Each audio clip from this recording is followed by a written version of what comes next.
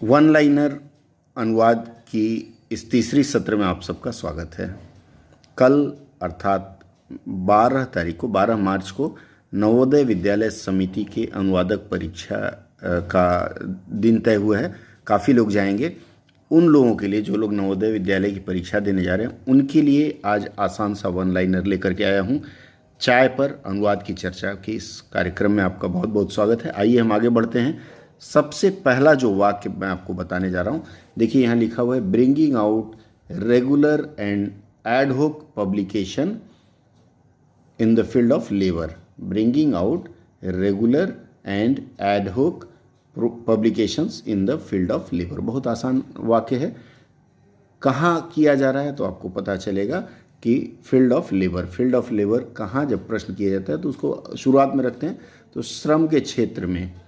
Regular को हम नियमित लिखेंगे, नियमित, तथा एड होक के लिए एक शब्द है तदर्थ। ध्यान रखें, बार बार लोग भूल जाते हैं। तथा तदर्थ प्रकाशन निकालना। प्रकाशन मतलब पत्रिका निकलेगी। दूसरा वाक्य है आज का, central government is empowered to make rules under the act. अब सेंट्रल गवर्नमेंट का आपको पता ही है, केंद्र सरकार है। एम्पावर्ड का मतलब उसको अधिकार है।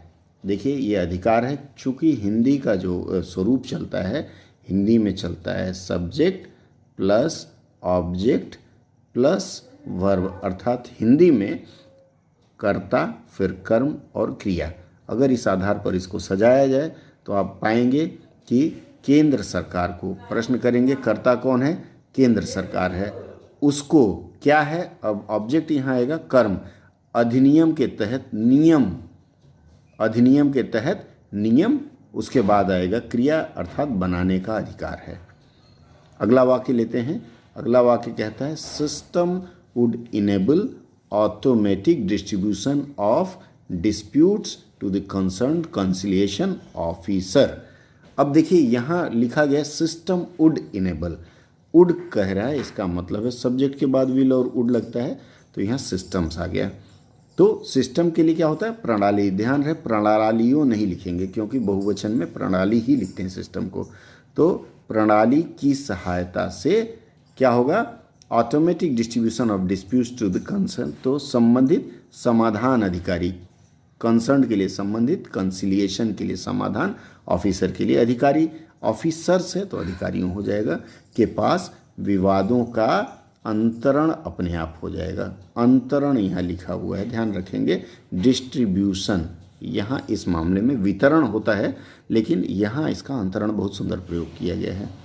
आते हैं अगले वाक्य में, process made simple and lucid for the workers to understand. देख लीजिए, process made simple and lucid for the workers to understand. अब इसमें फॉर द क्या? वर्कर्स, मतलब किसके लिए? तो वर्कर्स के लिए। तो वर्कर्स आपका यहाँ कर्ता हो जाएगा, वो आगे आ जाएगा। देखिए यहाँ लिखा हुआ है, श्रमिकों के समझने के लिए। किसको आसान किया गया? प्रोसेसेस अर्थात प्रक्रिया। प्रक्रियाओं नहीं लिखा है, ध्यान देंगे।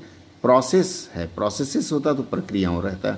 छोटी छोटी गलती दिक्कत डाल देगी। प्रक्रिया को सरल और स्पष्ट बनाया है।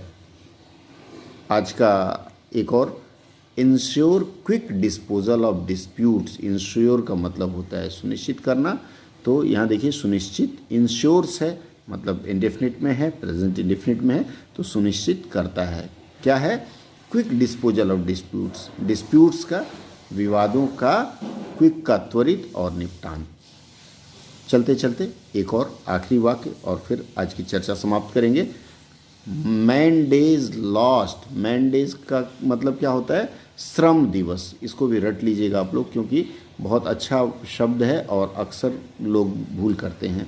मैन डेज का मतलब होता है श्रम दिवस। Lost in A direct measure of the impact of industrial unrest on industrial production. किस पे?